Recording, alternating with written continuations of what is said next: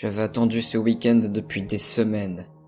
Après tous ces jours de travail acharné, de feuilles de bureau, de collègues saoulants et du train-train métro-boulot-dodo, j'avais enfin gagné des vacances bien méritées. Mes jours de congé ne correspondaient pas à ceux de ma petite amie ou de mes potes, mais nous avons pu préparer un week-end près d'un lac. Et je comptais rendre cette journée mémorable. La route était longue, mais elle valait le coup. Un superbe lac de couleur cristalline, tellement grand que l'autre côté semble hors de vue. Plusieurs restaurants et stands de nourriture sont non loin de ce dernier et commençaient déjà à me faire de l'œil avec ces glaces italiennes. Je pense que le seul ennui qu'il y avait ici, c'était le cri des enfants qui s'amusaient dans l'eau, non loin de leurs parents. Mes amis sont partis louer un pédalo, conformément à notre plan, tandis que je retenais ma petite copine en lui proposant d'aller voir quel goût avaient ces fameuses glaces. Alors qu'elle allait jeter un œil, je préparais le sac qu'on allait emmener sur le pédalo, tout en prenant soin de mettre la boîte bien cachée à l'intérieur. Je voulais la demander en mariage. Plusieurs minutes se sont écoulées entre l'achat des glaces et les règles pour bien se servir du pédalo. Nous étions 6 personnes sur une énorme machine qui grinçait à chaque fois qu'on pédalait. La première chose qu'on a essayé de faire, tels des jeunes cons, c'est de pédaler le plus vite possible pour aller à la vitesse de la lumière. Et malgré notre condition physique, on est allé plutôt loin. À vrai dire, avec le pédalo qui avançait toujours par la force centrifuge, nous étions presque à la moitié du lac. C'est à ce moment-là que je me suis dit que c'était le moment parfait pour demander ma petite amie en mariage. Mais c'est aussi à ce moment que tout est devenu noir. C'est comme si quelqu'un avait éteint la lumière d'un seul coup. Sauf que là, nous n'étions pas dans une pièce, et il était 14 heures.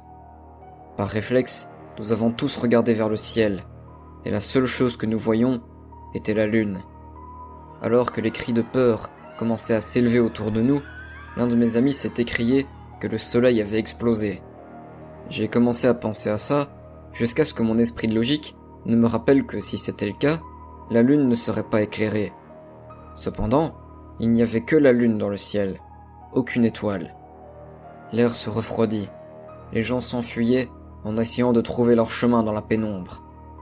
Malgré le fait que la lune était éclairée comme lors d'une nuit de pleine lune sans nuages, nous n'avions que les ténèbres au sol. Pas pour longtemps néanmoins.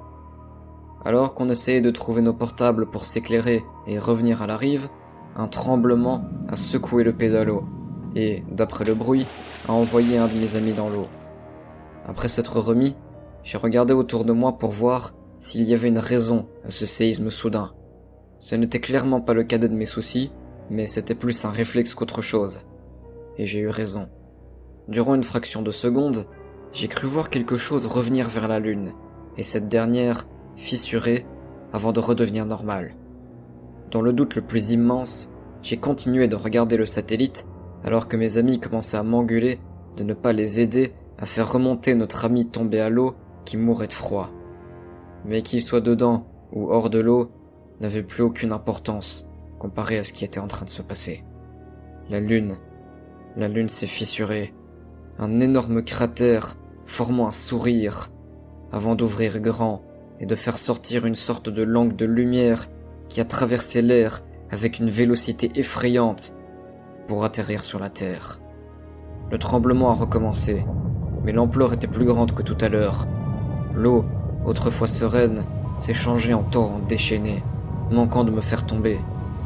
Je m'accrochais fermement à la barre du pédalo alors que mes autres amis tombaient dans l'eau et que la langue disparaissait comme elle était venue, non sans laisser des traces d'humains carbonisés. Je ne sais pas combien de temps je suis resté en dessous de ce foutu pédalo avec les mains gelées accrochées à la barre. J'ai vécu plusieurs séismes avant qu'il ne se retourne en faisant tomber le reste d'entre nous. Je ne sais pas où est passé mon sac, ou mes amis, et surtout ma petite amie. J'ai jeté quelques coups d'œil par-dessous le pédalo pour voir si je pouvais en sortir, et je regrette maintenant. J'ai vu la langue passer plusieurs fois près de moi, mais sans toucher le lac. Je ne sais pas quoi faire. Je ne sais pas s'il y a quelque chose que je puisse faire. Je ne sens plus le bas de mon corps, et je crois qu'il ne doit plus rester beaucoup d'oxygène là-dessous. Mais intérieurement, je sais que c'est beaucoup mieux que d'être avalé par cette chose qui s'est faite passer pour un satellite qui nous a fascinés durant des millénaires. Mais alors que j'entendis un bruit à côté de moi, j'ai remarqué une légère lueur à ma gauche, et j'ai soudainement senti mes pieds qui ont touché le sol du lac, alors que là où j'étais très loin d'avoir pied.